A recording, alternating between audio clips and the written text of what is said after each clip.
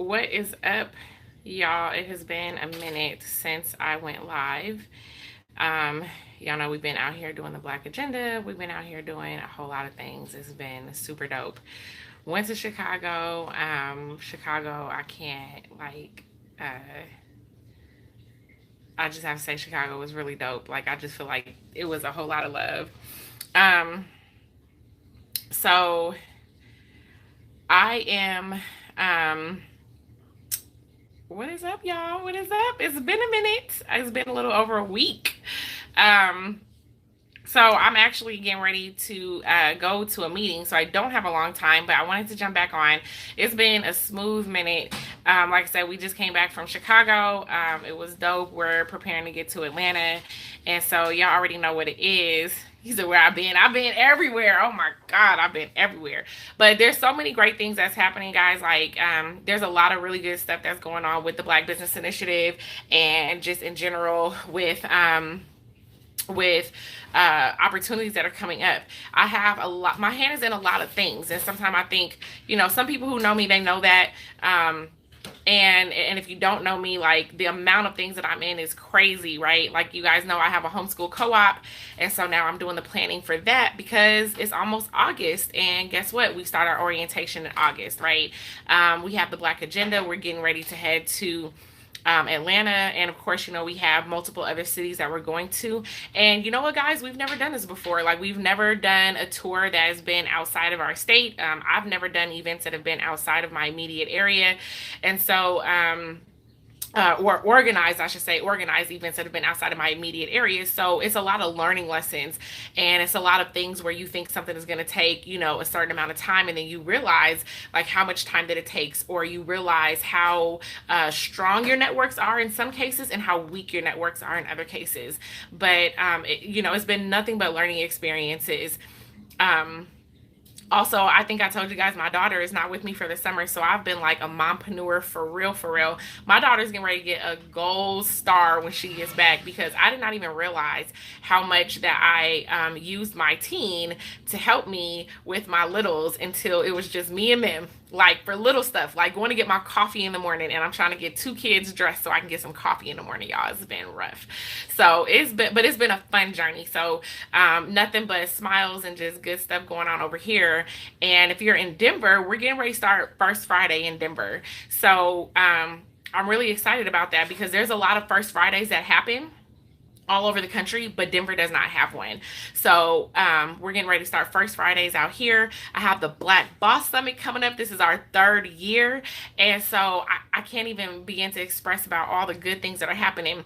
I was just informed yesterday, and I don't think that it's like public, so I won't say exactly what it is, but once it's public, then I will be able to indulge some details. But I won an award yesterday, y'all. I was informed that I won an award specifically around integrity. Like, this was an award that was given to people who have been found to really live the life that they talk about. And I was just really honored because integrity is just my highest value. Like, integrity, I think, is so important. And I've been really, truly, I've actually been kind of called to a different version of integrity. So integrity is something I've always lived by. And if you were to ask me, what does integrity mean? I would have said integrity means doing the right thing. And that's something that I pride myself on. Now, I think in a lot of cases, doing the right thing is very black and white.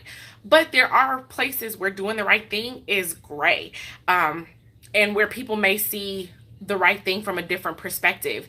And so I always try to do the right thing as I see it, as I understand life, and as my experiences, guide me and lead me.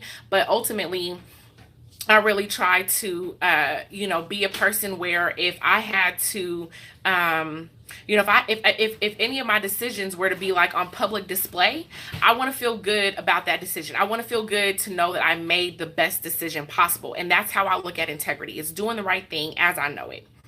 Well, in that vein, in that conversation, I've really been called to a different standard of integrity because listening to a podcast, I was listening to this podcast, Impact Theory by Tom Bilyeu, in case anybody wants to know what I'd be listening to sometime.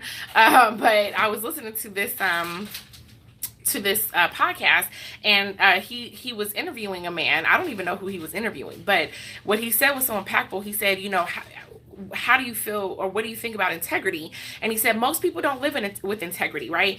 And he said, integrity is doing what you say you're going to do. And I'm like, that's a whole nother level, because I'm a person who does what I say I'm going to do, but maybe not when I said I was going to do it. And so that's something that I struggle with, because oftentimes I take on so many things onto my plate. But what's good about someone who is, and I'm going to pat myself on the back with this. What's good about someone who, spends a lot of time being introspective and thinking about where they are in life and things of that sort, it allows for you to see an area where you don't do so well, and then think about how to grow in that area. And so I can't be so stuck on who I am today and not allow for room for growth. And that's what I hear whenever somebody says, well, that's just who I am. If you try and tell me that's just who I am, that means that you are shutting off the possibility for you to grow and become the person who you need to be to get to your next level. That's a very big deal, right? So me being a person of integrity, meaning I'm a person who does the right thing, Ultimately, I've built a brand and a reputation around that. So people know that I'm a trustworthy person. People know that I'm a genuine person. I'm an honest person, right?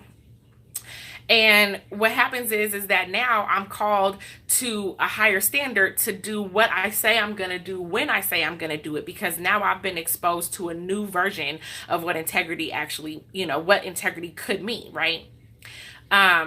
Thank you, y'all. What's up, sis? Thank you so much. And then, wait, come back. Okay, it says, for me, integrity encompasses truth, honesty, and trust. Yes. So that has been my version, Denise, of integrity, basically, right? But to add to that, as I said, like, this was just really through a podcast of me listening. But it's interesting, because sometimes you can hear something like, I'm sure that somebody's saying, do what you say you're going to do as a version of integrity. I'm sure that's not the first time I've heard that, right? But it's when something resonates to you that that, it's speaking to a part of you, right? So when I heard that integrity was doing what you say you're supposed to do, and it was how he said it. The example that he gave, he said, if I tell you I'm going to be there at 11 o'clock and I get there at 11:05, he said that I'm not walking in integrity. I didn't hold up to my word. I was like, burn. I'm horrible for that. I'm horrible for that, right? I got people right now, I tell you, okay, I'm going to be there in 30 minutes. They don't think I'm going to be there in 30 minutes, right? I'll be there in an hour and a half later, right? I'm like, 30 minutes CPT. So that it was just it was elevating my version of integrity and calling me to a higher standard of professionalism and a higher standard of where I need to be, considering the rooms I'm walking into. So some of the things that are happening right now, and I like to give details because I want to be like upfront with things that are happening, but until things have actually happened, like I don't want to, say something that ain't actually, gone down yet, right? But, I'm in the process of working with the city and potentially working with the state. On Black economics. We have to be able to be in the room to address policy issues when it comes to our people, and oftentimes we're not, or the people who are in the room are people who are not people of integrity, right? So I think it's important to get a seat at that table and to figure out how to begin to change policy and some of the structure to make it work for us, right? And I struggle in there because I'm a person who believes in tearing down the system, but I also believe we still live in this system. It's like we live in the matrix. Do you tear it down from the outside or the inside? And I think it's a little bit of both. But nevertheless, like, how do you get a seat at the table? Well, I got other people who are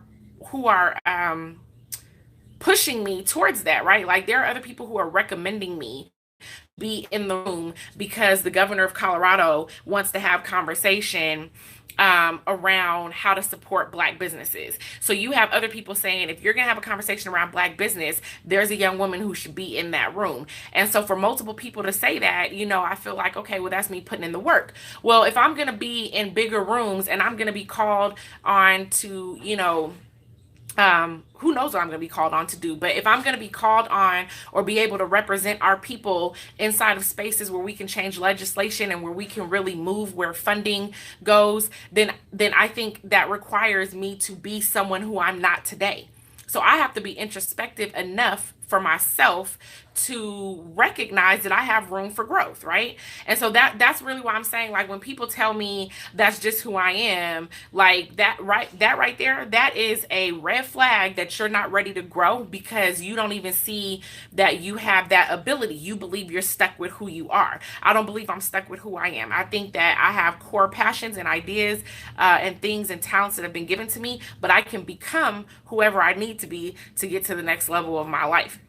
So, in that vein, let me just kind of switch gears, because I have like 8 more minutes before I have to leave to get to this meeting on time, because that's my new level of integrity. So I have like 8 minutes if y'all will indulge me. Yeah, 8 minutes if y'all will indulge me. So I want to just talk a little bit about raising your temperature, right? And being introspective. So I've spoken about this before, but if you're new to me, hit the subscribe button, share this information out. Thank you for joining me. If you have been around, because I see a whole bunch of y'all saying what's up, I appreciate that. What's up? Let me talk about this temperature thing. We have to recognize that we are at a certain temperature in our life, right? And so think about a thermostat. This is not, I've not made this up, but this is something that has resonated with me. And if you've never heard this before, then I hope that it's something that can stick with you and resonate with you. But think about a thermostat, right? A thermostat controls the temperature of the room. And if you are not happy with where you are in life, think about it like it is a temperature in a room. It's either too hot or too cold, right? And you don't like it that way. You then go and you change the thermostat. So if you think about it like this, if the room is set to 70 and you open up the window and it's cold outside and the room starts to cool down to 68, 67, 66, your thermostat is going to kick in, is going to kick the heat on, and it's going to raise the room with the temperature back up to the temperature of the room back up to 70. Well, the same thing works if the room is set for 70, you open up the window and it's hot as hell outside, and next thing you know, the temperature is raising to 72, 75, 78. The AC is going to kick on. It's going to lower the temperature back down to 70. So what has to happen is you have to recognize the temperature in your life and ask yourself if you're comfortable with that temperature. Because what happens, what you'll notice is that when you get to a certain space and you kind of stop there, it doesn't matter if something bad happens, you'll end up raising back up to that level, right? It doesn't matter if something good happens, you'll end up falling back down to that same level. So the way that you move forward is you actually have to begin to raise your own temperature. And that happens by being around different people. So when we talk about leveling up, or we talk about getting around a different crowd and really switching up your circle, is because if you stay around people who are all in 70, 71, 72, 68, 69 degrees, you're going to stay right around that same 70 temperature. If you're trying to get your temperature up to 80, you got to hang around with people who are at 90, 85, 78. You got to be around people who are at the temperature or higher than where it is that you're trying, than where it is that you're trying to be. You can't be hanging out with people who are hovering around in their 60s and you trying to get to your 80s in temperature. Does that make sense? You have to look around and be introspective. But that introspective part is really difficult for our people, because what I see in terms of introspection is that oftentimes we're okay to admit some things, but we're not okay to admit everything, right? This holds true for mental illness. Mental illness is something that we're talking about inside of our communities heavily. The conversations are beginning to form. And what I see is that people are very comfortable with talking about depression. So now you'll admit to somebody that you were depressed, right? And oftentimes we say it like it's past tense. Oh, I was going through a phase of depression. Like, bitch, you still in that phase of depression. You don't recognize the symptoms. That means you haven't spent time recognizing what depression actually looks like in your life, so that you don't even see that you're still in it. But we're at minimum starting to have the conversation around being depressed or having had an experience of being depressed.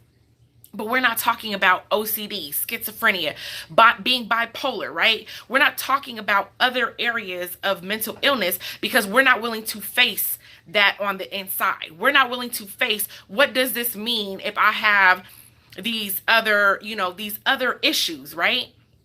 So we're okay because now it's been socially acceptable to acknowledge that maybe you had a bout with depression, but it's not socially acceptable to acknowledge that you're schizophrenic. It's not socially acceptable to acknowledge that you're bipolar. So you don't want to talk like that because, you're not crazy, right?